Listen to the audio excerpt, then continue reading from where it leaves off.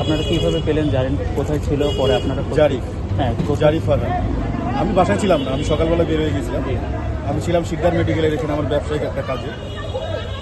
তো জোহরের নামাজ ওইখানে পড়ছি, 1:30টায় জামাতটা শুরু হয়েছিল। আমি 1:50-এ বের হয়েছি, একটা অন্য নম্বর থেকে ফোন যে জারিফ আপনার ছেলে কিনা। তারপরে ওইখান থেকে আমি সংবাদটা পাই যে ও মানে ওইখানে ক্লাস করছে, ওর অবস্থা খুবই খারাপ, ওকে শিনশিন জাপান হসপিটালে নেওয়া হয়েছে 11 নম্বর সেক্টর। তারপর আমি তো ওইখান থেকে, এখন আমার তো এখানে আশেপাশে কেউ নেই, আর ওইখান থেকে আমি যদি উত্তরা যাই অনেক দেরি হয়ে যাবে। তখন ওর মাকে আমি ফোন করে জানাই প্রথমে ব্যাপারটা হালকা করে, এবং ওর বোন ছিল হলো ক্যাম্ব্রিয়ান অ্যারোনটিক্যাল স্কুল কলেজে পড়েও। ওকে বললাম যে মা এরকম তোমার বন্ধু বান্ধব সহ ওইখানে যাও, জারিফের সম্ভবত এই ঘটনা ঘটছে।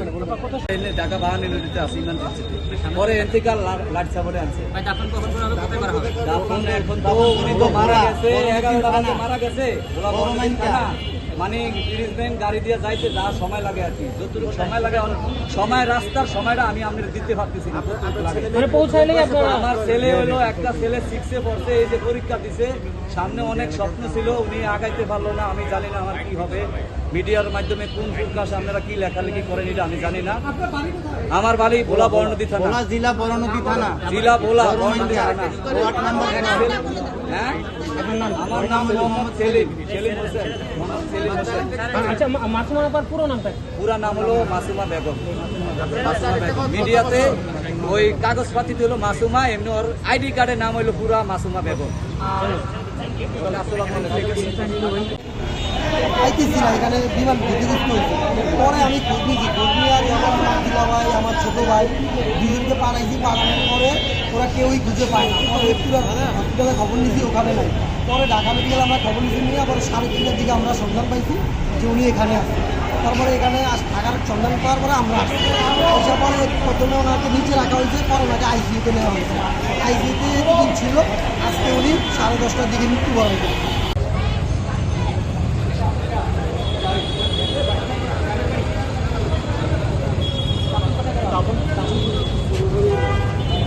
আপনি তার কি?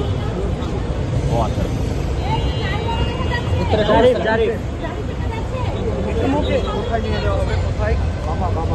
আপনার নাম? করার দরকার আমরা সেগুলো অনুযায়ী করেছি, বিশেষ কোনো পার্থক্য নাই।